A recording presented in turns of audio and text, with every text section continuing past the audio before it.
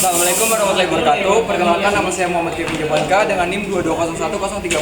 Di sini saya akan membuat video yang ketiga, yaitu di mana control cylinder extension and retraction circuit.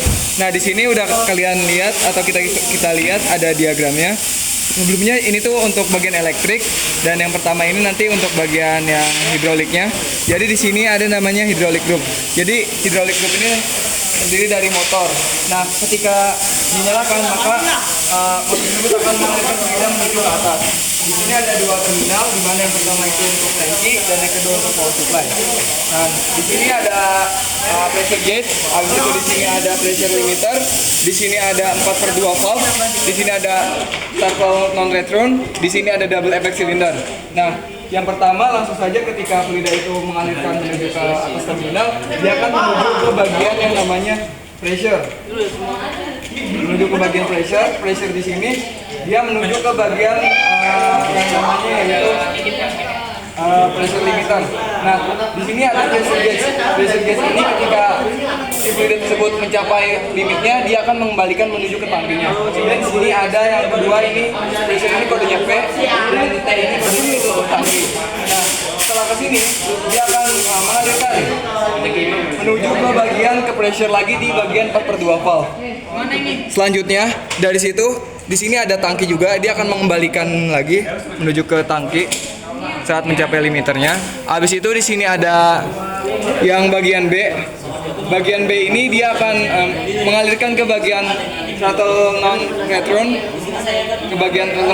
ke yang bagian A. Dan yang selanjutnya yaitu yang B dari sini dia akan mengalirkan menuju ke bagian outstroke dari si double effect cylinder. Dan yang A dari 4/2 valve ini dia akan dialirkan menuju ke bagian instroke dari si double effect cylinder saat dinyalakan nanti. Nah, untuk bagian selanjutnya yaitu ada bagian simulasi elektriknya. Di sini udah ada. Pertama yaitu saya akan memasukkan bagian 24 volt DC yaitu ke bagian selanjutnya yaitu saklar. Dari saklar itu saya akan melanjutkan, ini kan normally open ya, jadi saklar normally open, dia akan dilanjutkan ke bagian push button. Nah, habis itu ke push button normally close, dia akan outputnya dikirimkan ke bagian K1. Dari K1 tersebut outputnya kan di sini ada K1 kan. Dia untuk bagian airnya dia akan dilanjutkan menuju ke bagian min 24 volt DC. Nah, sudah seperti itu. Di sini akan saya pindahkan kan sini sudah selesai nih jalur pertama. Yang jalur keduanya saya akan lanjutkan lagi.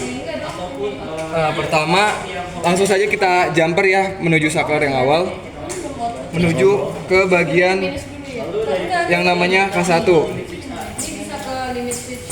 Sudah ke K1 sini tersebut. Nah, sudah selesai dari sini kan masih ada sisa bagian dari K1-nya yaitu bagian relaynya. Nah, di sini saya akan memakai solenoid. Di solenoid ini terdiri menjadi dua.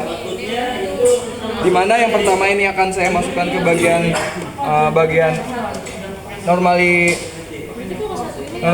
open, dan satu lagi akan saya masukkan ke min 24 volt DC. Min 24 DC. Nah, sudah selesai seperti ini, akan saya buktikan. Pertama, saya nyalakan dulu. Habis itu akan saya nyalakan. Langsung saja saya akan tekan. Jadi dia akan menjalankan dari si double effect cylindernya. Dan kalau sudah mentok, dia akan mengalirkan dari si double effect cylinder. Dan fungsi dari throttle non-return ini untuk mengatur kecepatan atau kelambatan dari si suatu parameter fluida tersebut. Ini akan saya lambatkan. Cuma pin gua nggak tahu, pin nggak kelihatan. Dia akan jalan bisa juga. Kalau yang pertama bisa. Dan ketika saya lepas dia akan kembali lagi. Dan ini sebelumnya saya kasih tahu kalau di sini tuh ada bagian yang namanya power to play. Di sini ada bagian push button, kayak saklar, dan di sini bagian relay. Mungkin cukup video dari saya, kurang lebihnya mohon maaf. Wassalamualaikum warahmatullahi wabarakatuh.